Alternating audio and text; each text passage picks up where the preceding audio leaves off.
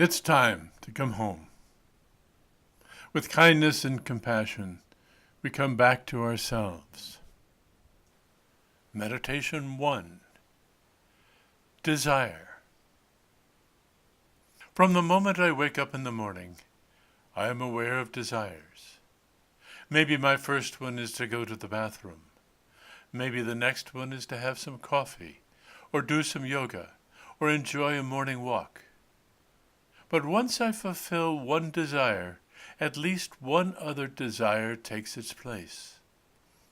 It seems like my day is just going from one desire to the next. When I look around, everything I see has desires. The trees and all other plants desire sunlight and water. The birds and other animals desire food and shelter, as well as freedom. Even water has desire. It runs downhill seeking places of peace and serenity. Why do I want so much? Why do we all want so much? It seems that everything wants more than it has. It seems that there are things out there that we want to bring in here to help make us complete. I see that desire is a basic law of nature. We have desires that motivate all of us to do things. We seek things that we think we need.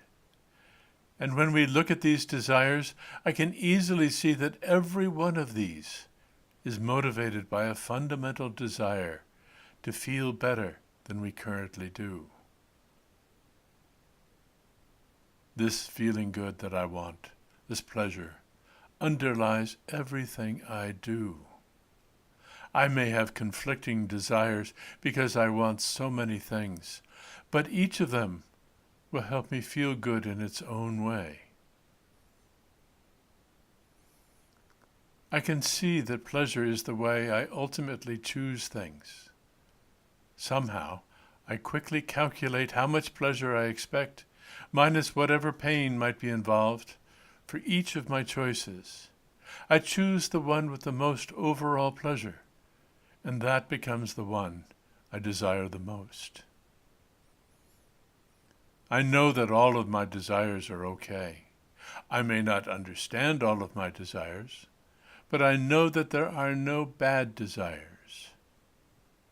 I may not want to act on each of my desires, but that doesn't mean that there is anything wrong with these desires, or with me.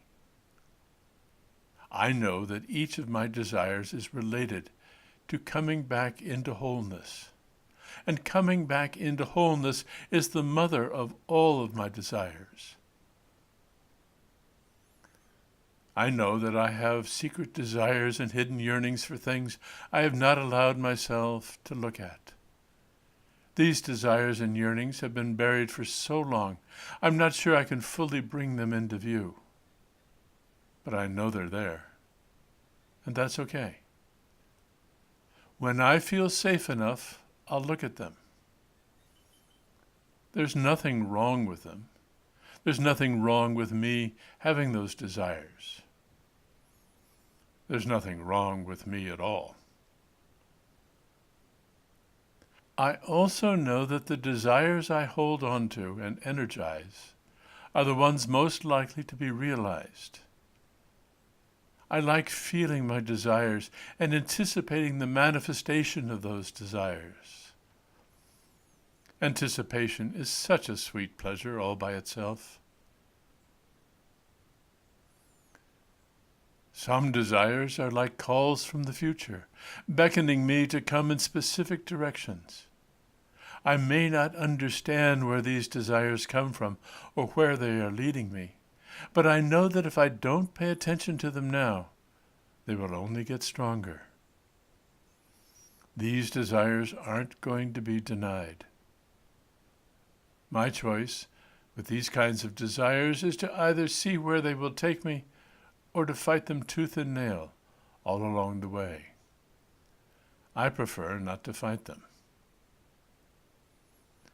By remembering which of my many desires are the strongest, which of them I am most passionate about, I can focus my energies most effectively. Then small desires and urges won't distract me from the greater desires that guide my life. I love paying attention to my desires and getting down to the essence of them. When I ask myself, what is it that I really want? It brings me a clarity that makes life so much easier. When I choose what I genuinely want, the universe seems to conspire to help me. Living in such a big sea of desires, I'm glad I have a way to sort out which desires are the most important to me. I'm happy with all of my desires, even the strange ones. I'm happy just being me.